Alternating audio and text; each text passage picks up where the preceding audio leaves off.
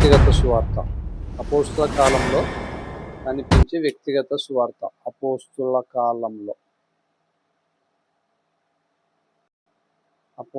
కాలంలో కనిపించే వ్యక్తిగత సువార్త.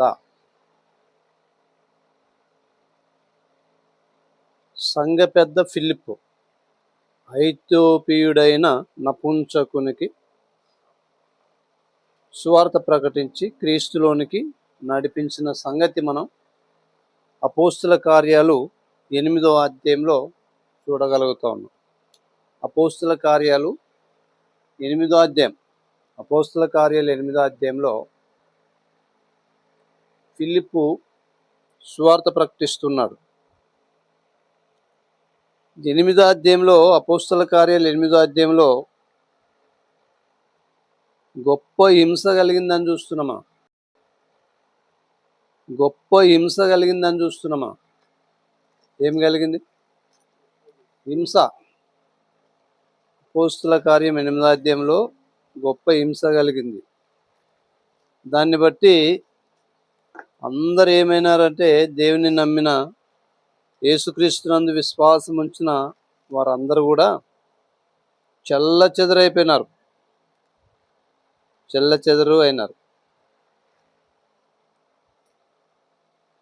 మనం చూస్తే అపోస్తల కార్యాలు 8వ అధ్యాయంలో మొదటి వచనంలో, ఆ కాలమందు యెరూషలేములోని సంఘమునకు గొప్ప హింస కలిగినందున అపోస్తులు తప్ప అందరూ యూదయ సమరయ దేశముల యందు చెదిరిపోయిరి అన్నారు.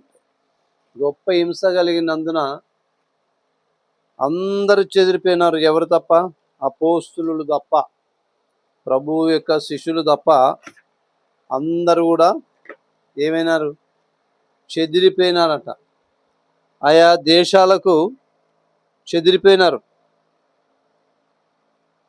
చెదిరిపోయి భక్తిగల మనుషులు స్టెఫెన్ను సమాధి చేసి అతన్ని గురించి బహుగా ప్రలాపించిరి అంటారు. స్టెఫెన్ని చంపినారు. 7వ అధ్యాయంలో స్టెఫెన్ని చంపినారు.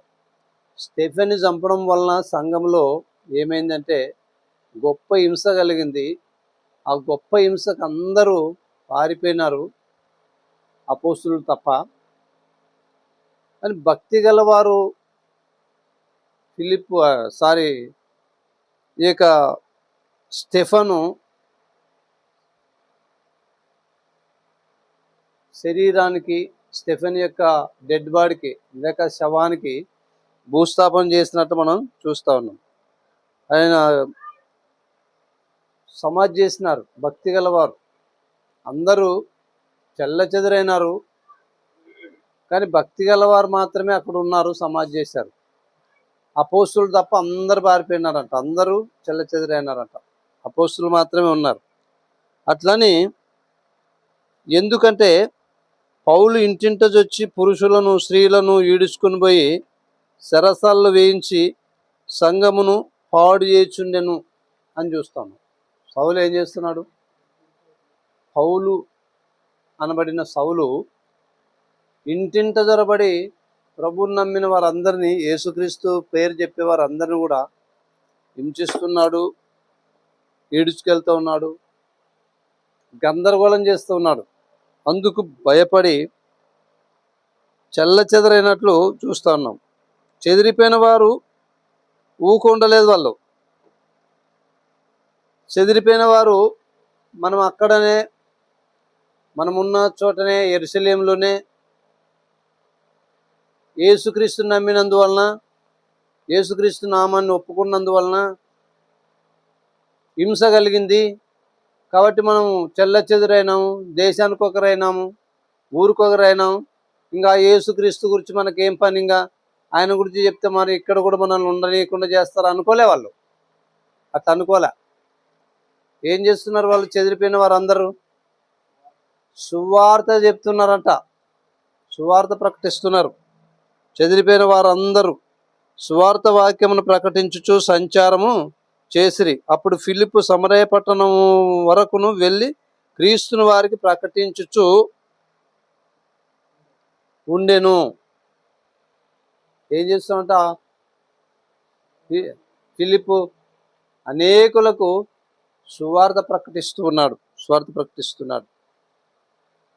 ఎందుకు హింస కలిగింది? ఎందుకు వీళ్ళు చెదరైనారంటే మనం ఒక ఆలోచన చేస్తే దేవుడే వీళ్ళని చెదరయ్యేటట్లు చేసినాడేమో అనిపిస్తుంది. ఎందుకు? కారణం ఏమంటే అపోస్తుల కార్యాలు 1వ అధ్యాయము 8వ వచనంలో ఏం చెప్పినాడు ఆయన?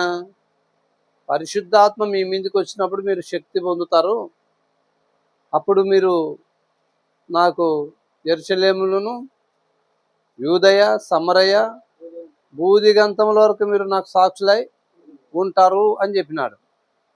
కానీ వీళ్ళు ఏం చేస్తున్నారు? భూదిగంతం వరకు నాకు సాక్షులై ఉండాలంటే అందరు యెరూషలేములోనే ఉన్నారు. నమ్మిన వారు అందరూ కూడా యెరూషలేములోనే ఉన్నారు. అందరు అక్కడే ఉన్నారు, యెరూషలేములోనే ఉన్నారు. మరి ఎట్లా వెళ్తారు వీళ్ళు? వీళ్ళు మర్చిపోయినారేమో. ఇంకా ప్రభు చెప్పింది భూదిగంతముల వరకు నాకు సాక్షులై ఉంటారు అంటే ఏం నిదానంగా పోవచ్చులు అనుకున్నారో మరి మర్చిపోయినారో ఏమో తెలియదు. కానీ హింస రావడం ద్వారా వాళ్ళు ఏమైనారు? భూదిగంతముల వరకు చెదిరిపోయినారు. ఈ దేశంలో లేరు ఇజ్రాయేల్ ప్రజలు, యూదా ప్రజలు ఈ దేశంలో లేరు అనకుండా పోయినారు. ఈ రోజు వరకు కూడా, ఈ దినం వరకు కూడా ఆయా దేశాల్లో ఇజ్రాయేల్ ప్రజలు, యూదులు ఉన్నారు.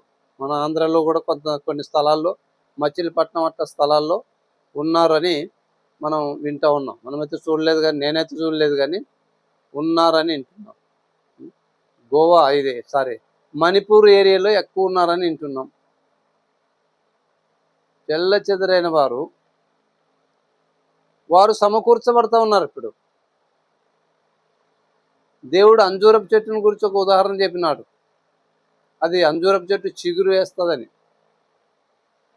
కాబట్టి అంజూరపు చెట్టు చిగురు వేయడం అంటే అర్థం ఏంటంటే ఇశ్రాయేల్ ప్రజలు సమకూర్చబడతారు అని. సరే, అది తర్వాత విషయం. కానీ ఇప్పుడు సువార్త విషయం మనం వస్తే ఫిలిప్పు సువార్త ప్రకటిస్తూ ఉన్నాడు.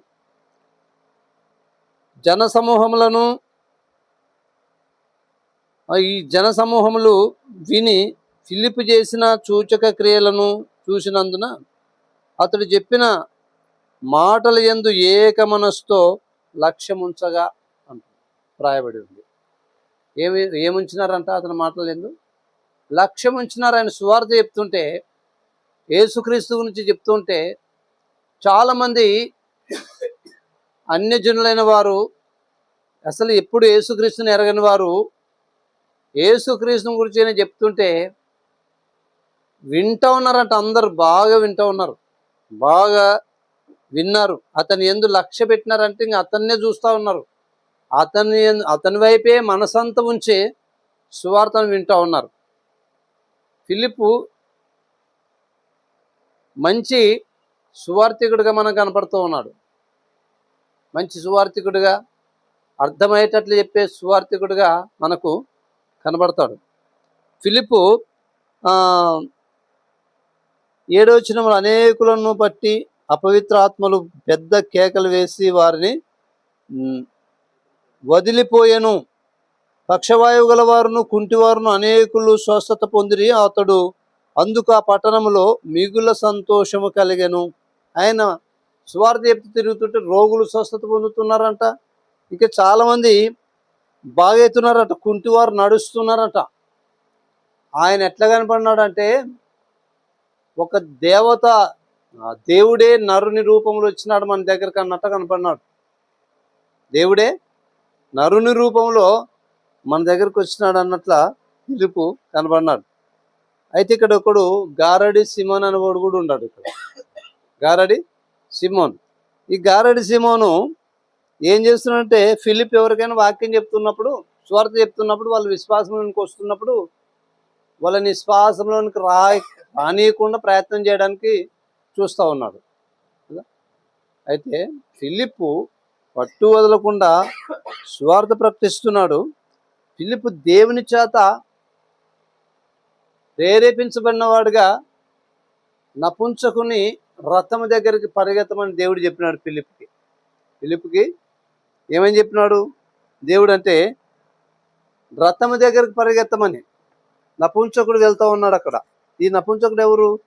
కందాకే మంత్రి యొక్క ధనాగారం మీద అధికారి అయినటువంటి, అంటే ఫైనాన్షియల్ ఏమంటారంటే ఆర్థిక శాఖ మంత్రి. ఒక రాజు కింద ఇతడు ఎవరు? ఆర్థిక శాఖ మంత్రి.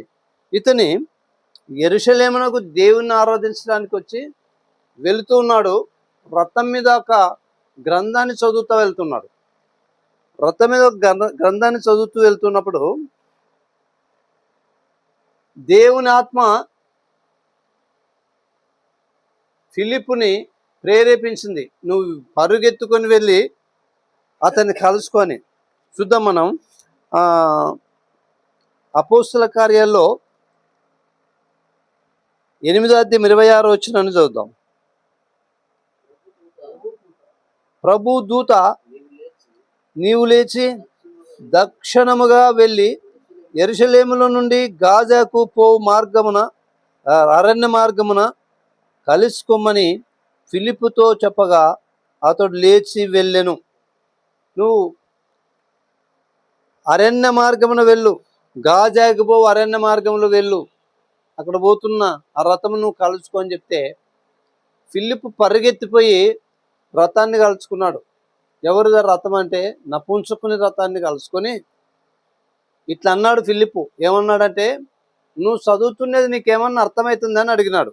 నువ్వు చదువుతున్నది నీకేమైనా అర్థమవుతుందా అని అడిగితే ఈయనేమన్నా నపుంసకుడు, ఒకడు నాకు త్రోవ చూపినట్టు అయితే నాకు ఎట్లా అర్థమవుతుంది అన్నాడు. ఒకడు నాకు త్రోవ చూపకపోతే నాకు ఎట్లా అర్థమవుతుంది? ఒకడు నాకు త్రోవ చూపితేనే కదా నాకు అర్థమైంది అన్నాడు. అంటూ ఆ రథం ఆపి నువ్వు ఎక్కని చెప్పి ఫిలిప్ని పైనకి ఎక్కించుకున్నాడు. ఎక్కించుకున్నప్పుడు ఫిలిప్ అన్నాడు, ఏమన్నాడంటే, ఇతన్ని చదువుతున్న భాగమేంది? యెషయా గ్రంథంలో ప్రవక్త అయిన యెషయా రాసినటువంటి పుస్తకాన్ని చదువుతూ ఉన్నాడు. ఏమిటదంటే, గొర్రెపిల్ల గొర్రెపిల్ల బొచ్చు కత్తిరించువాని కాలి కింద ఎంత మౌనంగా ఉందో, క్రీస్తు కూడా తన్ను కొట్టేవారి దగ్గర, తన్ను హింసించే వారి దగ్గర, తన్ను బాధించే వారి దగ్గర, సిలువ వేసి గుద్దేవారి దగ్గర, ఉంసేవారి దగ్గర ఎంత విధేయతగా ఉన్నాడో అనే సంగతిని అక్కడ రాస్తూ ఉన్నారు. దాన్ని చదువుతుంటే ఇది ఎవరిని గూర్చి అని అడుగుతాడు. ఎవరు? నపుంసకుడు. ఇది ఎవరిని గూర్చి అని అడిగినప్పుడు ఫిలిప్ ఏమంటాడు? నోరు తెరిచి ఆ లేఖనమును అనుసరించి అతనికి యేసును గూర్చిన సువార్త ప్రకటించినాడు. ఎవరిని గురించి ప్రకటించాలి మనం సువార్త? యేసును గురించి ప్రకటించాల.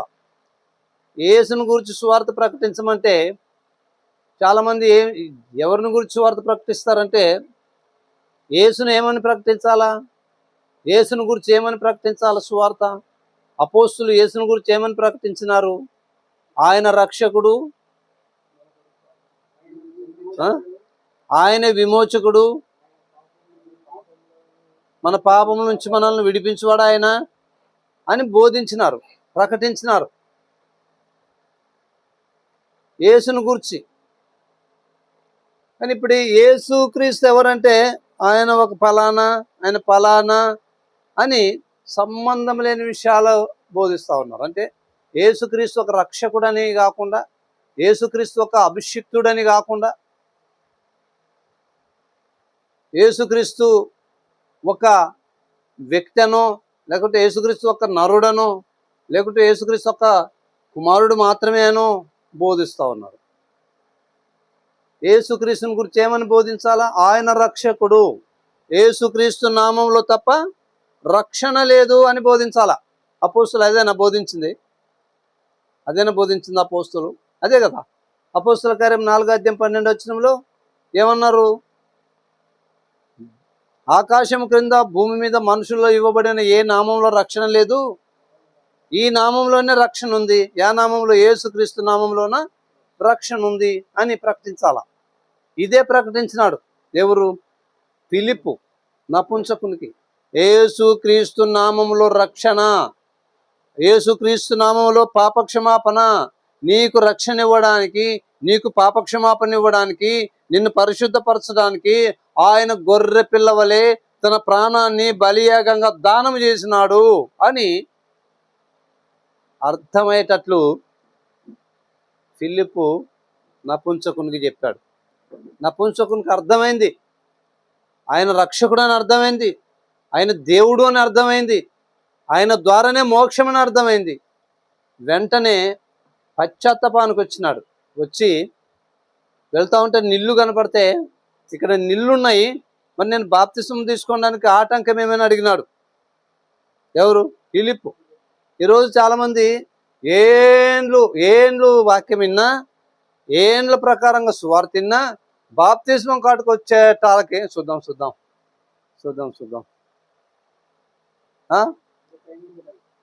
ఇంకా టైం ఉంది. రేపారం, వచ్చే వారం, వచ్చే నెల జనవరి వస్తే గుడ్ ఫ్రైడే వస్తే కోతకాల పండుగలు.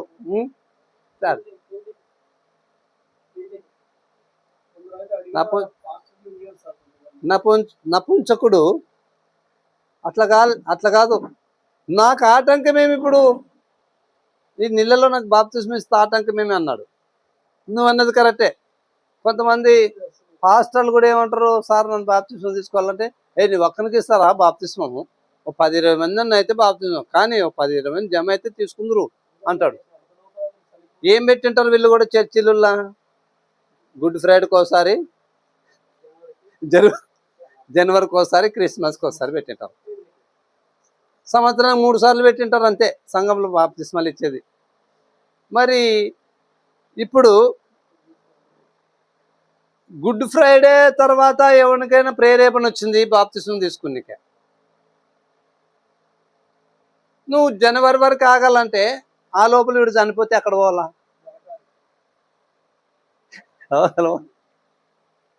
అంతే కదా, కరెక్టే కదా. జనవరి పోయిన తర్వాత ఈ మనిషికి బాప్తిస్మం పొందాలని ప్రేరణ వచ్చింది.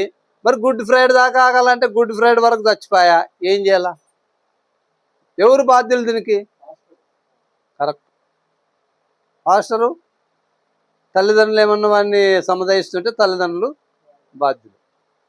ఒక వ్యక్తికి భగవద్గీత చదివే వ్యక్తికి సువార్త చెప్పిన, ఆ వ్యక్తి ప్రభుని నమ్మినాడు, బాప్తిస్మం తీసుకుంటానన్నాడు.